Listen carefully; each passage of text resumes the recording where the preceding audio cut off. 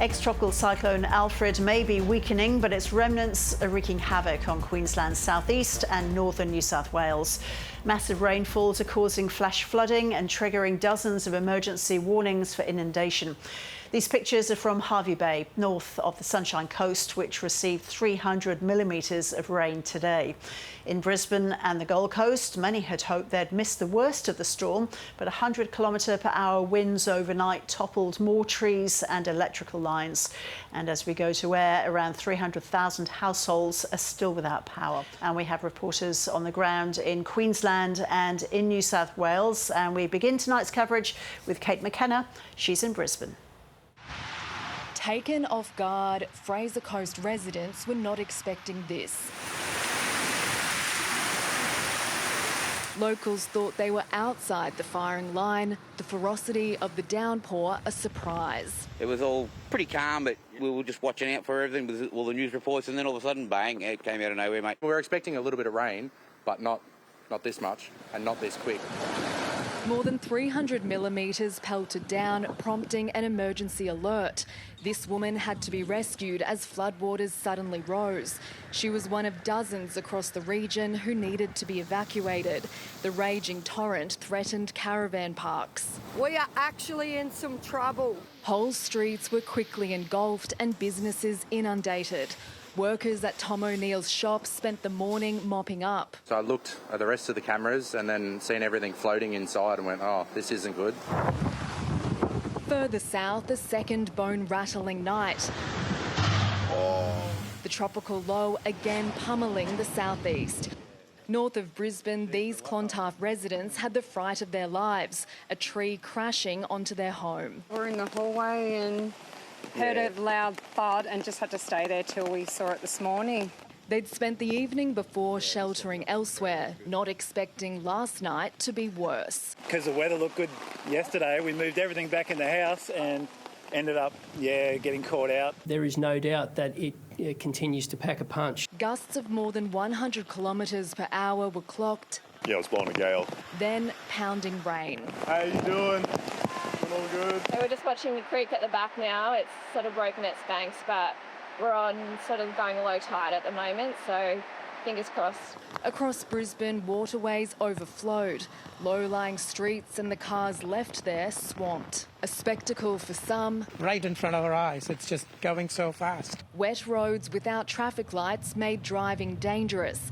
This Brisbane resident says he bought his house knowing it could flood underneath. We just took a chance. You just got to take a chance sometimes, you know. Authorities are warning everyone to stay on guard in the short term. The heavy rainfall will continue and flash flooding is a high risk. We've not had any loss of life from this weather event, and I'd be really keen to keep it that way. But the system is expected to ease in coming days. We have no plans to open the Wivenhoe and Somerset gates at the moment with the rainfall that we can see on the ground at the moment. Hundreds of thousands remain without power or telecommunications.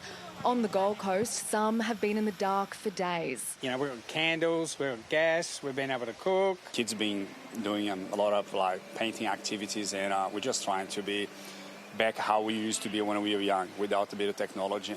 Exhausted residents dealing with this disaster for days are being urged to stay vigilant. With the beginning of a new week, some people will be returning to work, with services, schools and businesses up and running where possible. A return to normal life, hopefully not too far off. Kate McKenna, ABC News, Brisbane. Let's get the latest with our reporter Will Murray, who's in Brisbane. So, Will, it's clearly not over yet. What is the situation right now?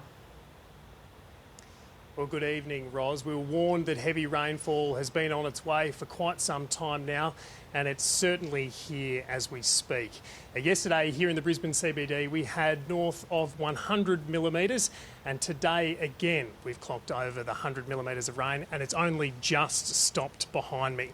Now, that means that some low-lying parts of the city, areas like Nunda, Carindale, Oxley, East Brisbane and Stones Corner, have seen some flooding. But thankfully, to this point, it hasn't reached the same kind of levels that we've seen in previous serious flood events. But we have just had word that a severe system is heading over Logan and towards the Gold Coast south of us. So we urge all the people there to remain vigilant and remain safe.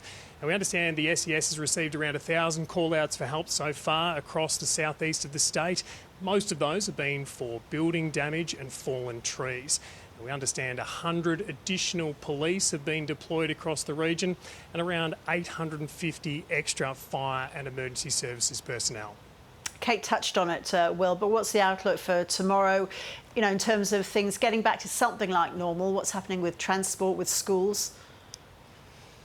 Yes, well, for a brief moment today, transport did start up again, but then it was quickly cancelled when the really severe weather set in, I should say.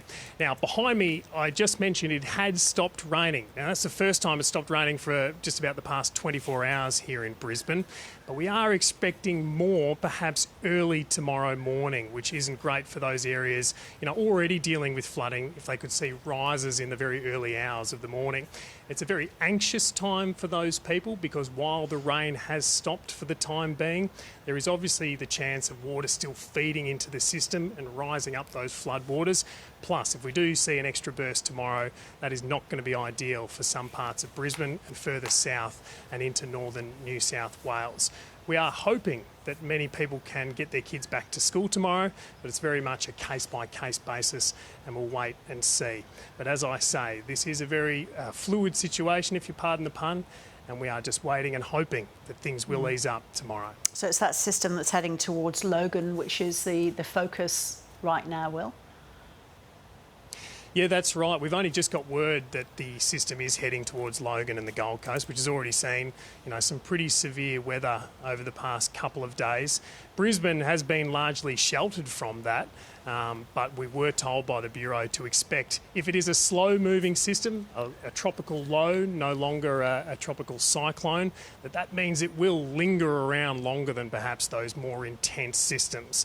But like I say, we are hoping that things start to ease off from tonight, and tomorrow the work of cleaning up, restoring power to the, I think you mentioned hundreds of thousands of homes that have been without it over much of the past couple of days. Hopefully Energex crews can get out there and restore power and people can get on with the clean-up if they need to.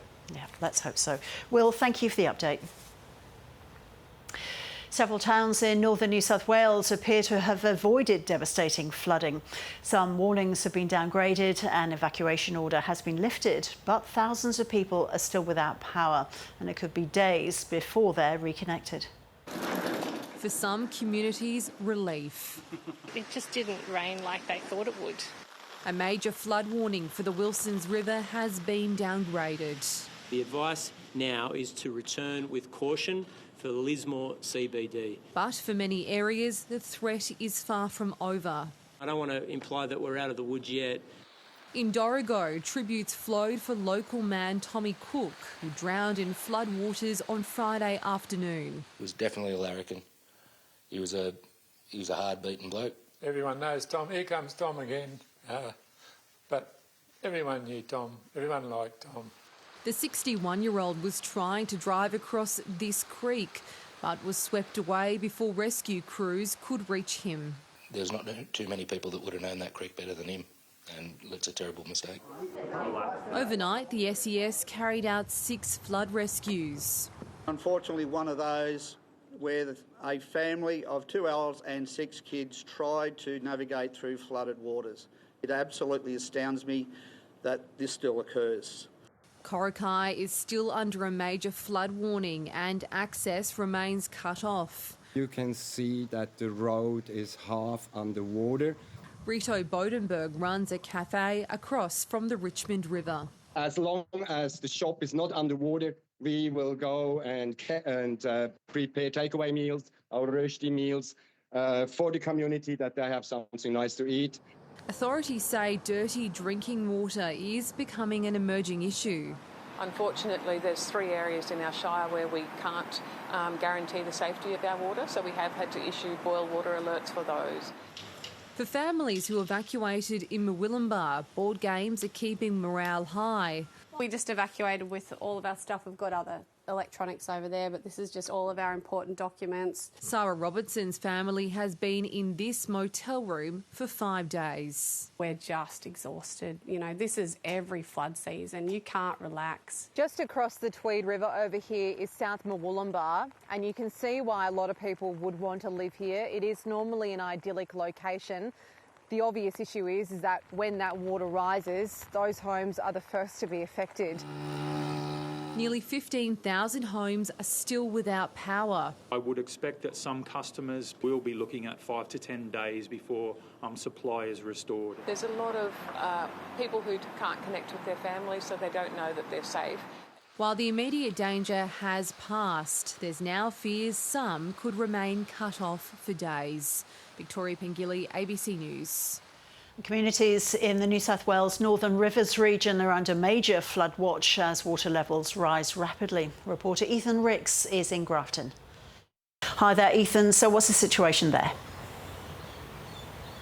Good evening, Roz. You can see behind me a pretty swollen Clarence River, and that's one of the areas that, of course, New South Wales Premier Chris Minns has flagged as a cause for concern heading into the rest of this weather system. Now, there's been a dramatic change in landscape here over the last 24 hours in Grafton, which the Clarence River runs through. Yesterday, there was water levels below 2 metres, and today, in the span of only 24 hours, we've seen that level rise to above 5.5 metres, which makes this a major flooding event. Now, it's not exactly as high as other people have seen, depending on who you ask in this area and how long they've lived here for, but it has meant that there is a number of emergency warnings in place in the Grafton area. 2 of those are on Cars Island and Cars Peninsula, where people there have been told that it is too late to leave and they should shelter now. That's because a number of safe evacuation routes have now been closed off. We were there earlier today. You can see it's mainly farmland, so around 10 or so properties have been affected by flooding there, but they are well and truly inundated. There's a lot of land there that is going to be flooded for quite some time and wet for quite some time. We saw State Emergency Service vehicles also out there speaking to some of the residents who decided to stay at their homes and have seen the river rise quite quickly over the last 24 hours. We've heard from the local Grafton SES team here. They've knocked on around 400 doors today. As you said, this is a fluid situation. This is moving very quickly. There's been more warnings issued out for nearby areas in Lawrence and Southgate. They've been told to prepare to evacuate as some roads may flood into the evening, which could isolate some of those communities, Roz. Locals have been having a tough time. Ethan, how are they coping? Well, the river has attracted a lot of attention today. They see it most days, but I think over the last 24 hours, people have really taken notice of just how much water is coming down their river. A lot of that is from further upstream. This is really the flow-on effect of ex-tropical cyclone Alfred being felt now in the Northern Rivers region. We saw it starting up in Lismore, where a lot of people are allowed to return to their homes now. At the moment, there's still a long way to go before there's any concerns for levees here. You compare to the 2013 floods where it reached 8 metres, and at the moment we're at 5.5 metres, and we expect it could rise a few centimetres, but we don't expect it to get to that level at the moment. Here's how some of the locals here in Grafton have been feeling. We'll just watch and act as we hear the warnings, but as far as I'm aware, the warnings are saying that it's not going to go over the levee, so it should be all right. Dodged a bullet this time. And our emergency services have been taking all precautions, like I said, knocking on many people's doors, and many roads are now closed. The whole area is subject to a watch and act warning, telling people not to drive or to walk through floodwaters. That's with a number of low-lying roads and bridges now flooded. There's also disappointing news out of the Clarence Valley Shire Council, who say some wire was stolen from a pump that's used near the Grafton Bridge. They say if there was a power outage, that means that pump would no longer be in use and is a cause for concern. At the moment, I'd say most locals are in pretty high spirits at the moment and just taking in what is a pretty extraordinary natural landscape that has changed so dramatically over the last 24 hours.